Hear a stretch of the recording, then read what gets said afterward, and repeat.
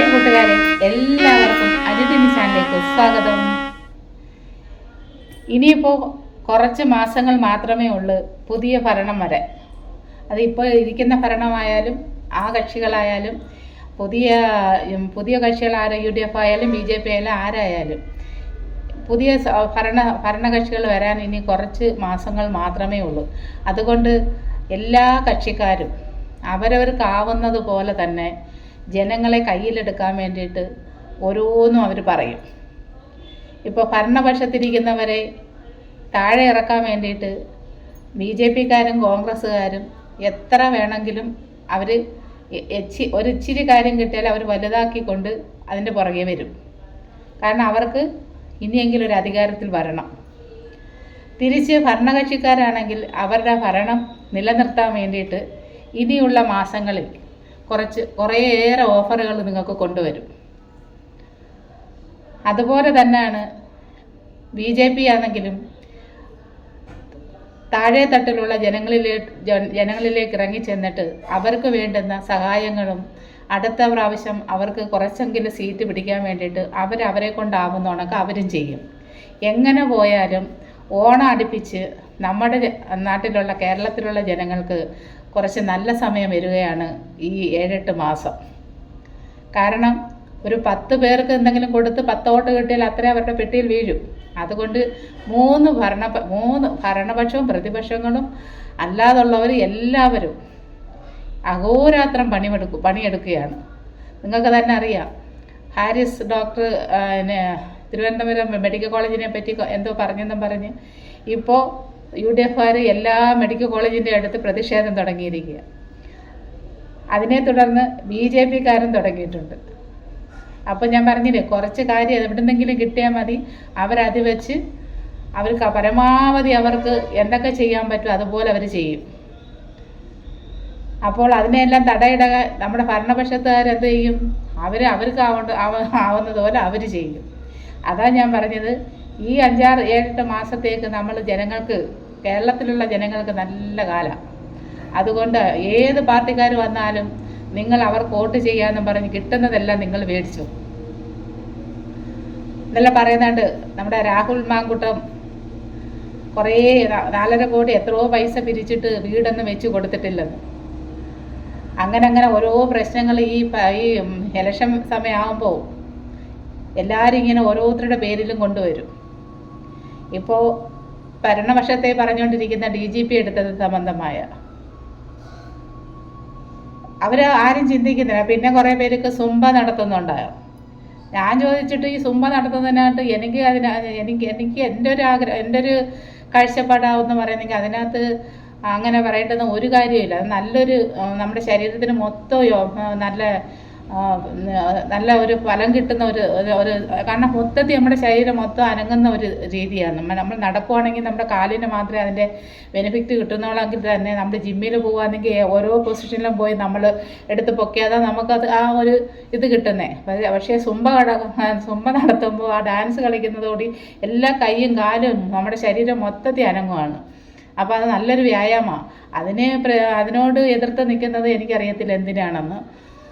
പക്ഷേ സുംബ വേറെ എവിടെയെങ്കിലും അവർ പറഞ്ഞ രീതിയിൽ ഡ്രസ്സ് ഇടുന്ന ആരെങ്കിലും അവർ കണ്ടിട്ടുണ്ടായിരിക്കും. വേറെ എവിടെയെങ്കിലും ഏതെങ്കിലും രാജ്യങ്ങളിലോ അല്ലെങ്കിൽ യൂട്യൂബിലോ അവർ കണ്ടിട്ടുണ്ടായിരിക്കും. പക്ഷെ നമ്മുടെ നാട്ടിലെല്ലാം യൂണിഫോം ഇട്ടിട്ടല്ലേ അവർ കളിക്കുന്നത്. അതുകൊണ്ട് അതിനകത്ത് പ്രശ്നമൊന്നും ഇല്ലല്ലോ.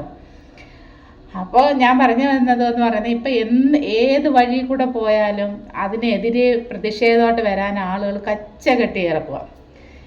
അപ്പോൾ ആശാവർക്കർമാർ തന്നെ കണ്ടില്ലേ, അവർ യഥാർത്ഥ ഒരു ആശാവർക്കർമാരായിരുന്നു എങ്കിൽ അവർ നല്ല രീതിയിൽ അവരുടെ പ്രതിഷേധം അറിയിച്ചാണ്. ഇതിപ്പോൾ അതല്ല, ഇലക്ഷനോട് അടുപ്പിച്ചപ്പോൾ അവരും പറയുന്നത് പഞ്ചായത്ത് തോറും അവർ പ്രതിഷേധമായിട്ട് പോവാന്ന്. നിലമ്പൂർ ഇലക്ഷൻ വന്നപ്പോഴും അവരങ്ങനെ പോയി. അപ്പോൾ അവരിങ്ങനെ നടക്കുന്നതുകൊണ്ട് അവർക്ക് അതിനകത്ത് എന്തോ കിട്ടുന്നതെന്ന് എനിക്കറിയത്തില്ല.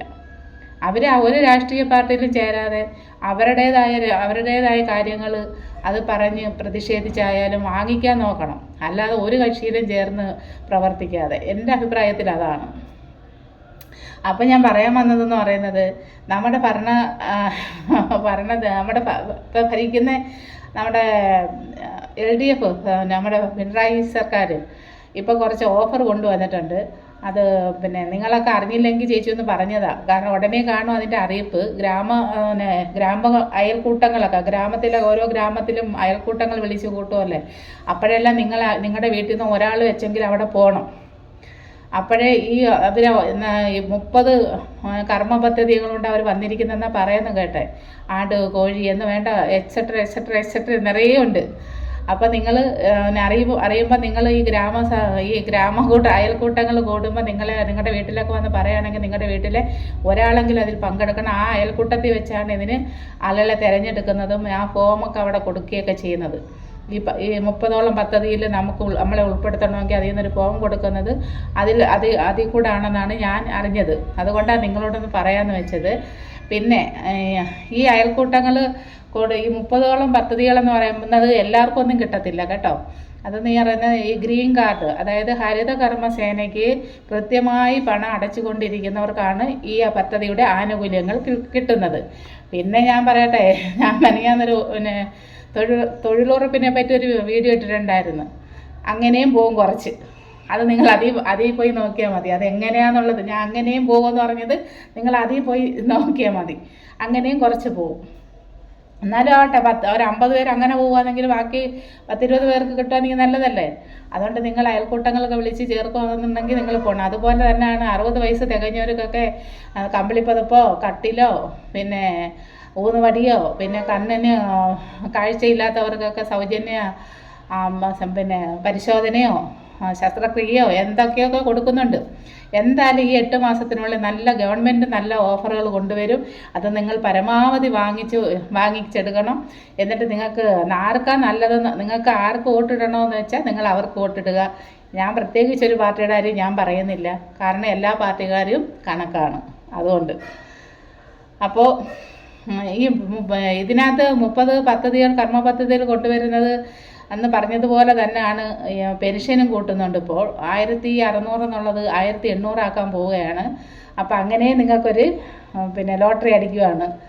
അപ്പോൾ എല്ലാവരും ഈ ഇങ്ങനെയുള്ള പദ്ധതികൾ അവരവരുടെ പഞ്ചായത്തുകളിൽ വന്നിട്ടുണ്ടോ ഇല്ലയോ എന്ന് എന്തായാലും നമ്മുടെ അവിടുന്ന് ആശാ വർക്കർമാരും അല്ലാതുള്ളവരൊക്കെ എപ്പോഴും പഞ്ചായത്ത് കയറി ഇറങ്ങുമല്ലോ, അവർക്കൊക്കെ അറിയാൻ കഴിയും. അപ്പോൾ അവരൊക്കെ പറയുകയാണെങ്കിൽ നിങ്ങൾക്ക് പരമാവധി ആൾക്കാർ അതിനകത്ത് പങ്കെടുക്കാൻ ശ്രമിക്കണം. നിങ്ങൾക്ക് കിട്ടേണ്ടുന്ന ആനുകൂല്യങ്ങളാണ് നിങ്ങൾ മേടിച്ച് തന്നെ എടുക്കണം. ആവട്ടെ, ഒരു 10 കോഴിയോ ഒരു 5 കോഴിയോ ആവട്ടെ, നമുക്കൊരു കോഴിക്കൂട്ടം വെച്ചിട്ട് നമുക്ക് 2 മുട്ട എടുത്തൂടെ. ഒരാടിനെ കൊണ്ട് പണ്ട് ഞാനവിടെ നാട്ടിലുള്ളപ്പോൾ ഞാൻ പോകുമായിരുന്നു. ഈ ഗ്രാമസേവൻ അവിടെ അപേക്ഷ എഴുതാൻ പോകുമായിരുന്നു. അപ്പോൾ ആടിനെ അനുവദിച്ചിട്ടുണ്ടായിരുന്നു. അപ്പം ഞാനും കൂടെ പോയി എല്ലാവർക്കും ഞങ്ങളുടെ ഏരിയയിലുള്ളവർക്കൊക്കെ ആടിനെ ഇല്ലാത്തവർക്കൊക്കെ പാവപ്പെട്ടവർക്കൊക്കെ ആടിനെ മേടിച്ച് കൊടുത്തിട്ടുണ്ട്. ഗ്രാമസേവകൻ വഴിയാണ് കൊടുക്കുന്നത്, ഗ്രാമപഞ്ചായത്ത് വഴി. അപ്പോൾ അവിടെ പോയിട്ട് നമ്മൾ ഓരോരുത്തരുടെ ആടിനെ ഇങ്ങനെ ഒരു മഞ്ഞ കളർ ഒരു ഇതടിക്കുമല്ലോ ചെവിയിൽ, അതൊക്കെ അടിക്കാൻ പോകുമായിരുന്നു. പിന്നെ ഇവിടെ വന്നിട്ടിനും എല്ലാം മാറ്റി വെച്ച്. ഞാനും കുടുംബശ്രീയുടെ ADS-ൻ്റെ മെമ്പറായിരുന്നു, പിന്നെ ഖജാൻജി ആയിരുന്നു, പിന്നെ പാർട്ടിയുടെ എല്ലാ പാർട്ടിയിലും നിന്നിട്ടുണ്ട്. അതുകൊണ്ട് ഇപ്പോൾ ഞാൻ ഒരു പാർട്ടിയിലും ഇല്ല. കാരണം ഒരു പാർട്ടിയിൽ നിന്ന് എനിക്കൊരു സഹായം കിട്ടിയിട്ടില്ല.